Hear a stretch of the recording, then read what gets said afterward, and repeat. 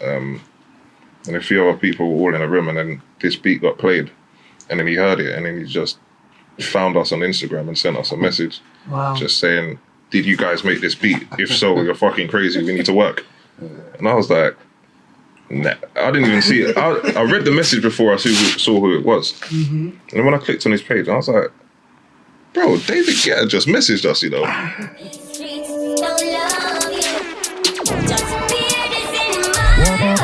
Yo, let me tell you some things about the streets because this lifestyle don't come with a manual. Niggas be playing both sides informing, but moving like shutters, we call them dangles. Secondly, don't trust these girls. Yeah. So, hi guys, welcome to ProducerspodUK. We have here today with us Fanatics.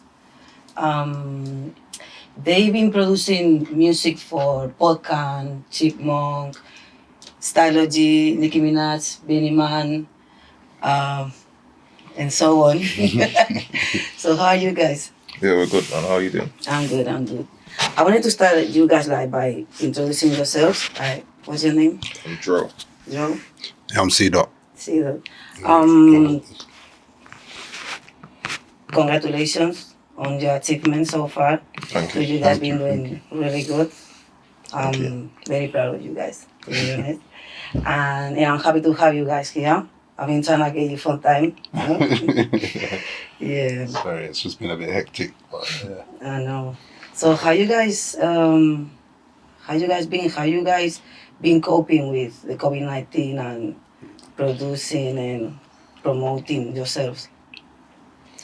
Yeah, it's had an effect on certain aspects of the music industry, definitely.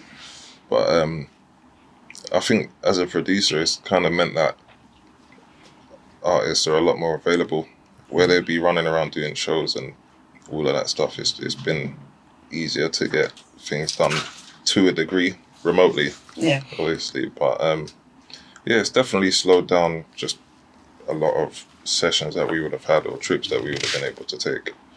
So it's had pros and cons, to be honest. How are you? How COVID-19 affect you? It's been about the same, really. Yeah, the same thing. We've been working remotely, but obviously at home you get to still, we've got our setups at home, so we get to still produce and do what we're doing. But yeah, the opportunities and things like that we would normally go for, it just didn't work out, obviously, because we couldn't fly and do certain things. But yeah, it's the same thing, really. Well, I think in a positive side, it's been good a little bit for producers, because the way producers are promoting themselves now on YouTube, doing little cookouts and show how to make a beat and things like that, also open a new way of promoting their music. So what do you think about that? I think it's cool, man. I think it's allowed producers to kind of come more front and center, where everyone's kind of locked in. People are just scrolling through their phones all day. So it allows people to create more content and widen their reach, I guess. Yeah. And how did you guys got together? How you guys met each other?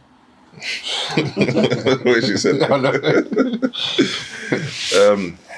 got introduced to C as an engineer years ago, and I had some tracks that I wanted to get mixed. And when I sent them to him, he kind of sent them back with all these extra chops and things in there that I didn't even tell him to do. But it just sounded even better when I got it back. And then we just kind of got talking from there, and he was saying that he's a producer as well, even though I got introduced to him as an engineer. And then he invited me down to this day that he was doing with a couple other producers and songwriters, where we were just literally all there, just working together, and ended up with a song. And at the time I hadn't done that before. And then it just got me thinking, if this was a thing that was just done on a continual basis, it was just a different kind of energy. So then I just said to him, I want to put together a production team. Would you be down? And he was like, yeah, he was 100% on it. And then from there, we've just been working. Yeah. You guys were 3 before? Yeah, when we started, there was 5 of us. Oh, okay. Yeah. I didn't know that. But yeah, just due to other people's kind of lives and commitments or whatever, we're the last one standing at the moment. Okay. And how long you guys been producing so far? As the Fanatics, I'd say about As Fanatics, yes. yeah, it's about 6-7 years. Okay. Yeah, so about that. So, what you do best As in as producing, as a team, basically, like, who, like, how can I put it? Who does what? who does what? Yeah. It's kind of mixed, but yeah, I don't know. It's very Because we make beats separately as well, like standalone, and we work together. It's kind of like we both can make a whole beat by ourselves. But there's certain fortes. I say like drums and things like that. He's really sick at drums because he used to play the drums. So Yeah. that comes true. yeah, see, he's sick at just finding the right sounds and melodies, and just because his background was an engineer as well, he's very good at the whole mixing process as well. All right. So, how did you guys come up, like, with your name tag? The name in general, we just wanted something that kind of stood out as a name, like superheroes. So like the Avengers or whatever, like the Fanatics. He's fanatical about music. Yeah. Yeah, and like Makes sense. to me, if you're gonna be successful in this game, you have to be fanatical, and that's kind of anything in life. If you're gonna be at the top of any You gotta game, be a fanatic. you gotta be a fanatic. Yeah, You know what yeah. I mean? So that's where it came from. Definitely. So, what do you guys think about producers putting their name tag on the instrumentals? All day, Yeah, I'm for it. 100%. Like, where producers have always been seen as background kind of parts of the furniture or whatever, I think it's good that, you know, you can allow people to recognize your music. It's not mainly from that standpoint, but like at the end of the day, you could hear a producer's beats on loads of artist stuff and you don't even know it's them. So you don't then be able to become a fan of their work. Do you know what I mean? You just like that song, but you didn't know that the same person did it. So it allows people to keep up with what you're actually doing. So I think it makes sense to me. I guess it depends on your path as well. Some producers, I guess, choose a different path in, like, you know, making beats and don't really want to be known or seen or anything like that. They just want to do what they're doing and that's it. So I guess as well, it's their path. You know? I think you guys have your own sound, and I even feel like you guys don't even need to put the tag. Like, I can hear already, you know. So I think, But it's okay. the thing now, even artists would like, if we don't put the tag on it, artists will ask us to put the tag on it. Yeah. Now, like, I guess it's just a part of it. Like, there's some tags I've heard, like, where people have like a whole sentence as their tag, which could be a bit much. But, you know? Yeah. Well, I guess it's, you know, about opinions, no? Yeah. All right, let's talk a little bit of like your career craft, and I would like to know, like, what method do you guys use to promote your music? A lot of the time, I think our strategy for just promotion in general was to kind of lock in with an artist that we felt like we could make good traction with, and that already kind of had a release mechanism. And so when we first kind of were in that headspace, we started working with Pagey. Okay. And shout out to Pagey. We did for us at that time. Pagey Cakey. Yeah. Okay. For us at that time, we made some serious headspace with Pagey, and then from there, like Stylo clocked us. He introduced us to Chip, introduced us to gigs and people like that. So it was just working and concentrating on making Pagey sound lit. Then made people say, "Raw, like who's doing Pagey stuff?" And then that kind of got the ball rolling for us. Spiraling, yeah. So, like, okay, basically, like, through Pagey Cakey, you guys get to know Chipmunk, Stylo. So how that touchdown song, like, came up with the Stylo G? Well, we've been like, we was working with Stylo anyway, so we did a session with him, and at the time that touchdown song, we didn't think like what he was gonna do. We didn't know. So yeah, it got left for a while, innit? And I think Joe went away, and Stylo posted it on his page, like he just vibes into his kitchen or something, and it just got a mad reception. People just loved it, and from there I think Nicki heard it and was just on it and said she wanted to jump on it, and then from that, yeah, we heard Vibes was gonna jump on it as well. It's just like it's just spiraling out of control.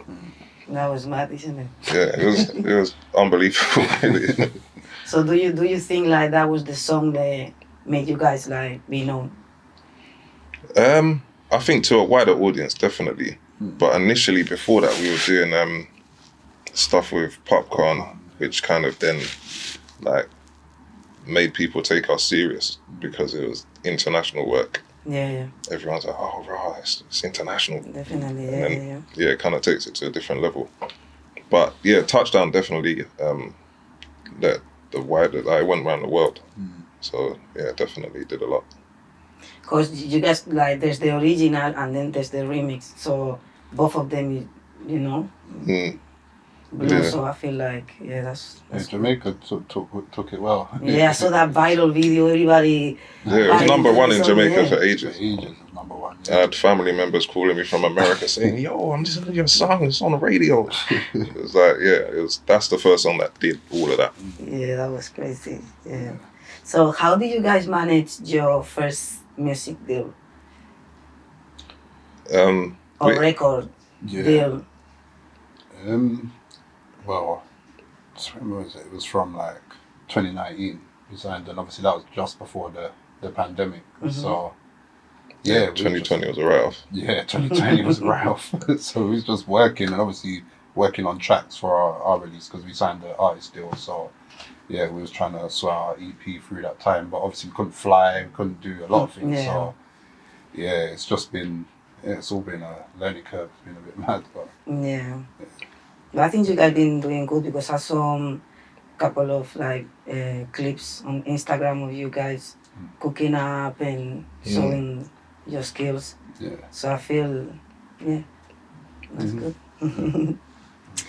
What about like, what do you think about real instruments vs digital instruments? I think there's some instruments you just can't replicate. Yeah. So even when we're putting down ideas, certain times you might like lay a rough chord progression in a guitar sound, but then you might send that to a guitarist and then tell him to do that and do a bit of improvisation or whatever. Just to, yeah, you can't replicate certain things. So I think live instruments are definitely good. Yeah. Do you guys play any instrument?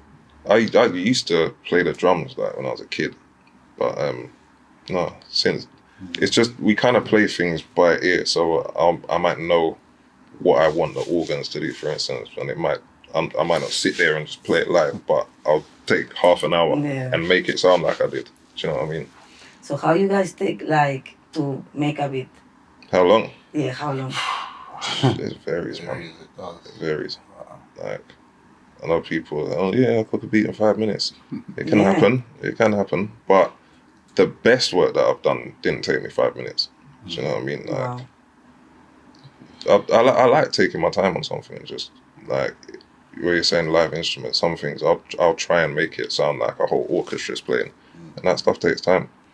Because I'm not opposed to loops, but it's easy to kind of just slap a loop in and then just make a beat pattern around it. But we don't usually use loops. Yeah, no.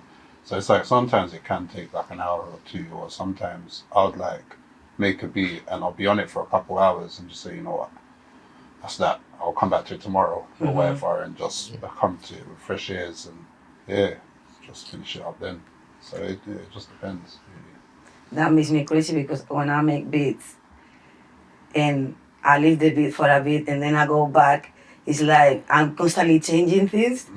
So I think it's like better to, you know, sometimes, like when you make a beat, just finish it. Yeah, finish it and leave it there. But sometimes you can just get to a point where I'm like, I like it, but sometimes I can sit down to make something and I'll end up making something that wasn't my intention. So because I'm not in the mood for that, Yeah. I'll save that, put that one side, and then try again on the vibe I was trying to do. And then tomorrow I might load that one up and it slaps.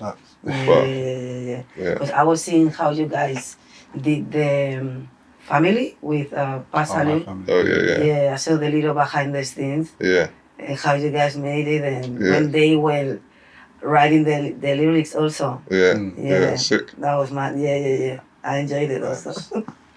It's mad. It's like sometimes it happens like I think with Instagram and all of that stuff, it's just like it makes it look like it's impossible to have an off day or a block or whatever, but it happens, man. It's real life, and it don't mean that you're not good. Just you might there's real shit that happens in life aside from music that just can make you feel uninspired sometimes, or you can just sit down and, like I said, make something in 10 minutes. Yeah. What software do you guys use now? Logic. Logic. What do you use? Yeah. You use Logic? I started with Logic. I'm learning Cubase now. Yeah. Yeah, but I don't like it. Why? I don't know, I just... But why are you learning it now? You just want to... I'm going to university and... That's what they're teaching. And they giving us like a little bit of everything. Okay. You know, so... But I like Logic, I prefer Logic. I'm comfortable with Logic. I feel at home with Logic. And it's easier. I think when you're comfortable with something, that's the most important thing. Like, people will say, oh, you use Logic. Yeah. But it's like, that's your weapon of choice. Do you know what I mean? As long as I can lick your head off of it, it don't matter what music. I think it's Logic is good like for even upcoming producers, you know? Because I feel like nowadays they jumping into FL straight, you know, and they don't get like the chance to get to know Logic and or other software. So what advice would you guys give to upcoming producers, like when it comes to sharing their work? Sharing their work? Yeah. Because let's say that, for example, for me, like if someone is telling me, oh, send me some loops or some melodies. Like sometimes I feel like some type of way, like to just share my work. Just like that. It depends on the person, innit? Some people are just not really trustworthy like that. But there's people have sent us things in the past and we've listened to it and actually liked something and then used it and it's ended up getting that person a cut. So it does work, but it's just hard to know who to do that with. There are a lot of them, snaky people. Are you guys open to collaborate with other producers? Yeah, we have done. Have you guys did that? We've done it. It's something that we started doing more recently, just because we're not opposed to it. Like we initially were just getting ourselves established and all of that. We just wanted to just do that. But I feel like there's no harm in doing that now. You know what I mean? And when sharing any melody or beat or whatever with other producers, do you guys think there's anything we should know about before just... Because maybe have your discussions, I guess, beforehand, if it would help, like just to know, okay, this is how the business is going or whatever, so everyone's you know what I mean, on the same page. So I guess that would probably be a good thing to start. Definitely. Like, don't let the song happen before you've discussed how it works, because then you might not like what percentage they're trying to tell you, trying to give you. Are you guys independent or signed? No, we're signed now. Signed. So how do you feel about being signed? Like, it's been a learning curve, but I think like there's levels in everything. And there's so much you can do as an independent artist / producer. But in our position where our projects will kind of be heavily reliant on features, and if we're getting features that got at a certain level, there's always going to be a serious budget involved in that. So to be able to consistently do things like that, I think in our position we need a deal to do that. Did you guys when you first signed, did you guys know about music law, royalties and things like that? We knew something. To a degree, Yeah. but you do a lot of learning in that situation. Obviously, we've got a liar, so we'll be having discussions with him, reading things that say therefore and hereby and whereby, and it's like, why don't you just say it normally? Yeah, you learn kind of a lot in that situation. Any bad experience? Like when dealing with a record deal or, you know? This is our first ever deal. Like everything else that we'd ever done before was just fully independent. So it's still just, currently going yeah, through we're still learning, but you know, like we're shout out to Ferdy, the president of Columbia, our A&R Alex, and our management team. It's just like it's all a learning experience, but it is still something that we're just like, wow, this is amazing. Do you know what I mean? So what's the difference like being independent? Because like, you know, when you're independent, you have to do your own promotions, you have to do your own Yeah, there's just a lot that I guess, you know, you can't do, especially if you haven't got all that money like a major label would have behind, you know what I mean? And they've got certain keys to certain doors that we won't be able to open, you know what I mean? They own radio stations and playlists and things like that. So yeah, they're being independent, but you can also make noise just because there's a lot of power in just being online and having, you know what I mean, YouTube and Instagram and all the social things, you know what I mean? But yeah, there's still that certain point that's hard to cross. Yeah, that you need That you someone need a label. professional. Can we hear some of your beats? Yeah, let's go. Come on. Yeah, definitely. Yeah, come on. Yeah. Did you guys study music before? Like before AGKK, before everything? I went to college and studied it, but that was the extent of it. I did like a foundation contemporary music course. Yeah. Yeah, I did the music technology course. It wasn't so helpful. I think I ended up teaching the teacher how to use the program. Allow at the time. That happens, you know. Did that help in your process? Like, What, going to college and that? Yeah. I ended up getting a little mixing desk out of it. A little MIDI keyboard. How? There was a couple spare. So so that helped. No, it was good. It was like the first kind of class that I was in where they were teaching that I learned how to use Cubase, and it was just geared around, like in lessons they'd be saying make a beat, and I was like, this is sick. Yeah. So yeah, I that helped the love for music, I think, that experience. How was you guys are also ghostwriters, a part of music producers. Yeah. So how is that going? It's cool, man. Like when we're in with artists, we like to just kind of leave them to their own devices, and it's only if they're really not killing it that then we kind of step in and we'll offer suggestions, and depending on how open they are is depending on how involved we'll get. But at the end of the day, if someone's working with us, we can't let them leave with a shit song because it's on our name and our reputation as well. So a lot of the time, if you suggest things and it does work and they like it, then they become more open. But yeah, once that relationship's kept, sometimes there'll be times, you just write a whole verse for someone and they execute it.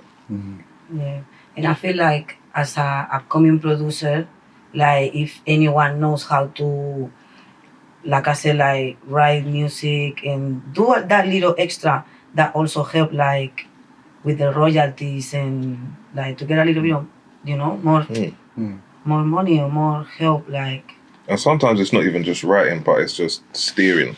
Like even with my family, I remember we were there, and then they'd recorded the first part of the song, and they'd recorded like the My Family bit and all of that, and they just said, we're gonna go outside and smoke, and then when we come back, we'll write a chorus.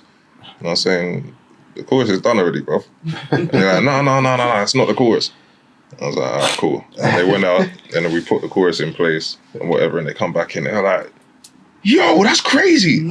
So they didn't even know that was a chorus.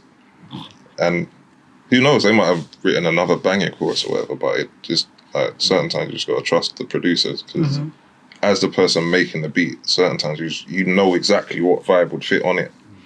And certain times artists might come in with just a different idea or something that's just like, that don't work. It's like you're cooking food and then someone just comes and puts ketchup all over it when it's not really a ketchup situation. It's Sunday dinner. Yeah, definitely. So, yeah. How long do you guys how many beats can you guys make in a day? I think the most we had done in the day was when we was in Jamaica though. And that was like, wasn't that like 6 or something? 6 or 7, yeah. Something like that. Yeah. It depends, man. Yeah. It depends on the vibe. But yeah, you can just keep going on. How many can you make in a day? Oh.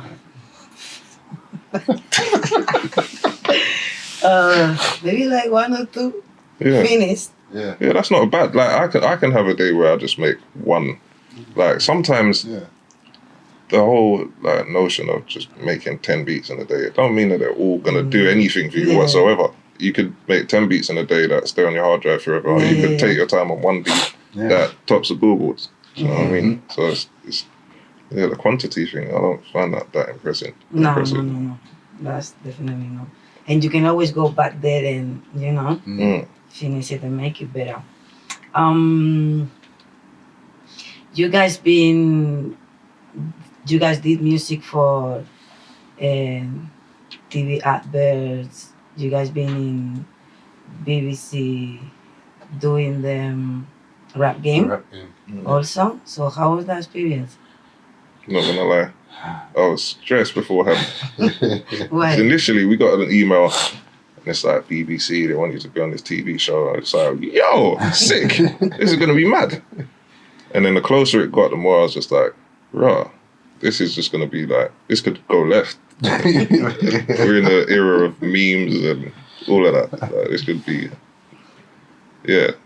I started overthinking it and just thinking, shit, we got to deliver. This is, we got to be good. Because we had half an hour, innit? We're the Fanatics. Half an hour of each. Yeah, we had to make 6 beats. Yeah, for each of the, So we had half an hour and they were very strict with the times and everything. And obviously there's just a bunch of footage just like today where people are filming, they can edit it however they want and just make you look like a dickhead. You know what I mean? I know. So yeah, it was I was glad that it did go well. Because like I said, you can't fake energy. You can't just, like, people aren't machines. So you can't just say, sit there and make a hit now and then do that again in half an hour and just keep doing that. Yeah. So yeah, there's so many factors that are involved that you can just sit there and not come with anything. It just doesn't look good. Do you know what I mean? But yeah, it did go well.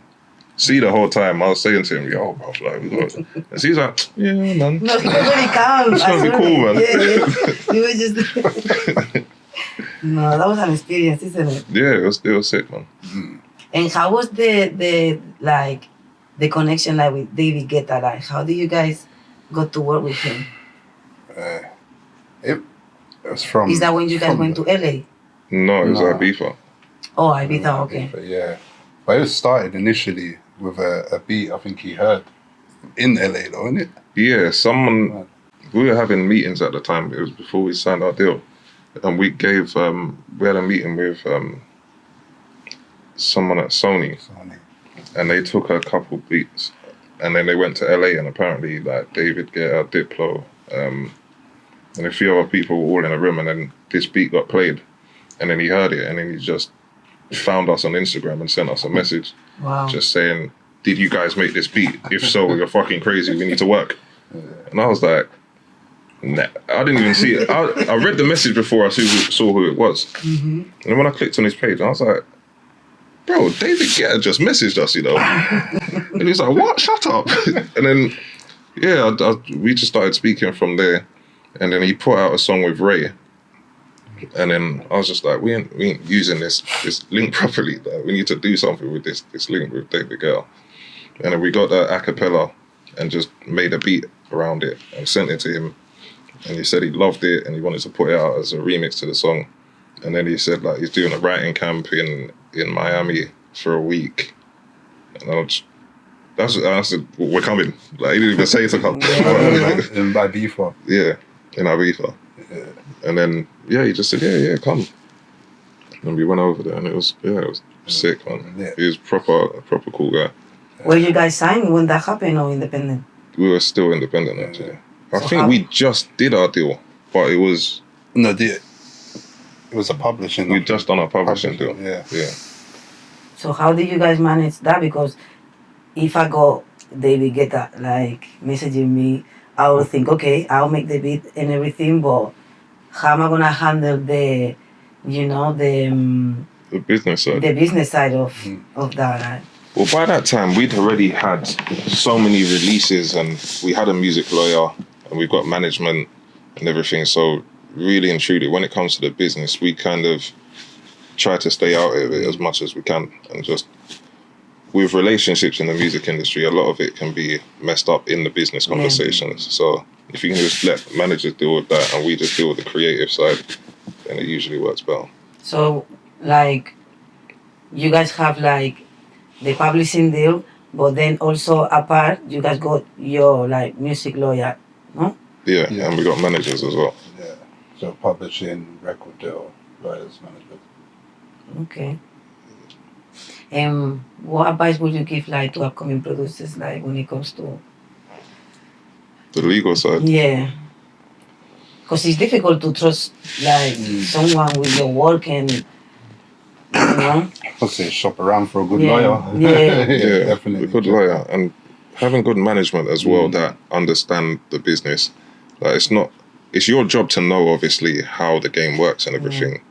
But having someone that's vested in you, managers get 20%, so they only get paid when you get paid. It's in their best interest that you do get paid and things happen right. So it's good to have someone else on your team that's like watching the money as well and trying to make it come in. And has some knowledge and some sort of networking. You know what I mean? They've got some sort of links or whatever contacts to grab onto as well. You know, I know a lot of people have like friends and things like that. They just put in that position. Yeah, that's my manager. And these times it's just their brethren. And he's less Okay. organised than they are. Yeah. So what is next with Fanatics? Like, are we like gonna get new sound? Yeah, we're working on the EP. We're say probably 90% finished. Yeah, the first EP. First EP. Yeah. So For when? we haven't got a date for it yet. For the actual- It's I believe it's gonna be this side of the new year though, 100%. And then there's other things we've produced on other people's projects that will be coming out as well. Yeah. So what is it gonna be the EP like? Dancehall, It's gonna be a reggae surprise. vibe, or It's gonna be lit. Yeah, it's gonna be a surprise. okay. It's not like, I think we're known for dance or for like the UK hip hop stuff and all of that, but like most producers, if you were to go on their computer or whatever, they do R&B, like all different styles. So we're trying to showcase more of that with our project, and then with people that we work with, they'll more come and say, yeah, I want to do a drill song or whatever. Like there is more rigid, but with us, like if we feel like doing something Latin, we feel like doing that. If we feel like doing something Afro, do you know what I mean? What's your favorite producer? Of all time, That's a sticky question, isn't it it? is. It is one of my favorites. Let me top 3. Neptune's. Neptune's definitely. Missy for me. Missy Elliott was dope. So Neptunes, Missy Elliott.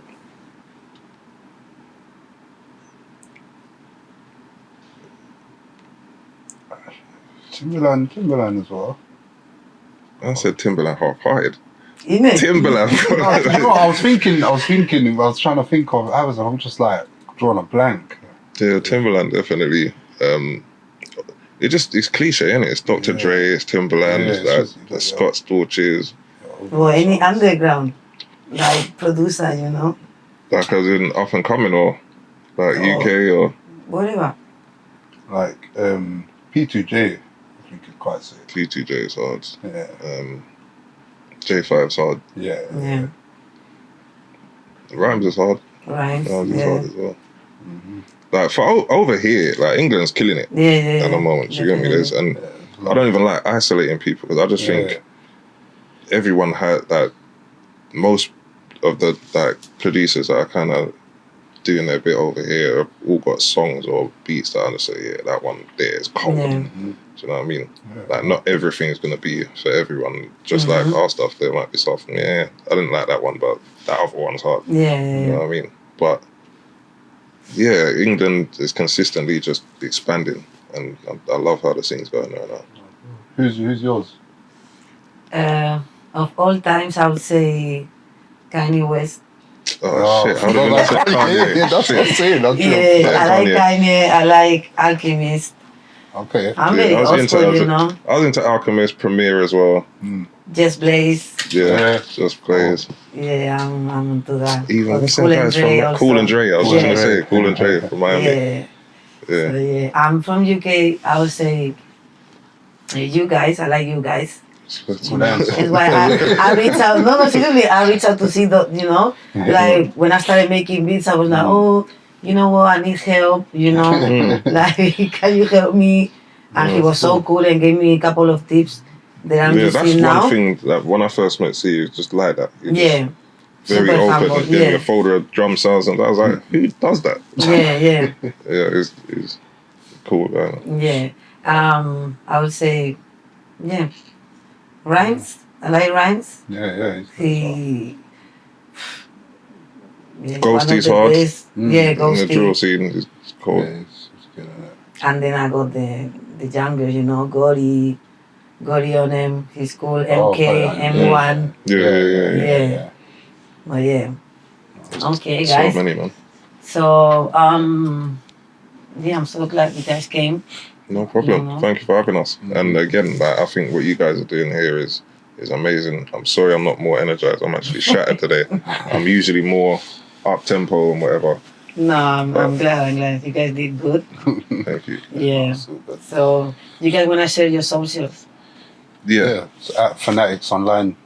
For everything. So it's FANATIXONLINE for Insta, Spotify, everything, basically.